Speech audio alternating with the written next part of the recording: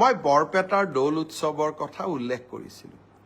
দৌলত যাওঁতে এগৰাকী কণমানি ভাগিনে মোক হাতত ধৰি কৈছিলে যে মামা, এইবাৰ সমাজ অধ্যয়নৰ মেট্ৰিকৰ পেপাৰখন খুব টান হৈছে, মোক 10 নম্বৰ এক্সট্ৰা কৰি দিব লাগিব।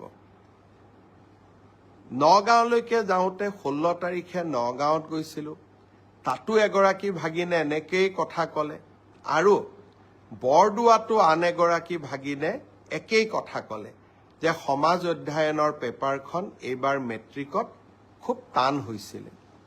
মই প্ৰত্যেকটো কথাই চিৰিয়াছলি লওঁ। গুৱাহাটীত আহি সেবাৰ চেয়াৰমেনক মই সুধিলোঁ যে সমাজ অধ্যয়নৰ পেপাৰখন সঁচাই টান হৈছিল নেকি।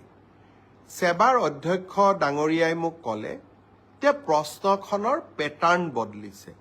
যোৱা বছৰো প্ৰশ্নখনৰ পেটাৰ্ণ বদলোৱা হৈছিল আৰু এইবাৰো পেটাৰ্ণটো বদলোৱা হৈছে যাতে ছাত্ৰ ছাত্ৰীসকলৰ জেনেৰেল নলেজৰ পৰীক্ষা সেবাই ল'ব পাৰে। ব্যৱস্থাটো আদৰণীয়, কিন্তু যদি মোৰ ভাগিনবিলাকে আকৌ মেট্ৰিকত ফেইল কৰি যায় তেতিয়াহ'লে কেনেকৈ হ'ব? সেইটোতো হ'ব নোৱাৰে।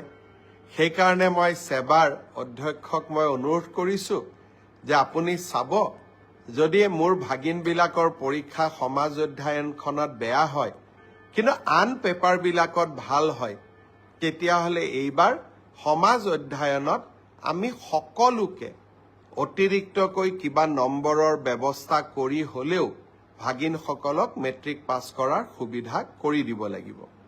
তেখেতে মোৰ অনুৰোধক বিবেচনা কৰিম বুলি প্ৰতিশ্ৰুতি দিছে, আৰু সেয়েহে ময়ো ভাগিনসকলক ক'ব খুজিছোঁ যে সমাজ অধ্যয়নৰ কাৰণে আমি আৰু চিন্তা কৰিব নালাগে। সকলোৱে মিলি চেষ্টা কৰিব যাতে আমাৰ পৰীক্ষাটো আমি ভবাৰ দৰে নহ'লেও আমি যাতে কিছু হ'লেও অতিৰিক্ত নম্বৰৰ সুবিধা লাভ কৰিব পাৰোঁ। মই ভাবোঁ যে এই ঘোষণাটোৱে ভাগিনসকলৰ চিন্তা কিছু দূৰ কৰিব।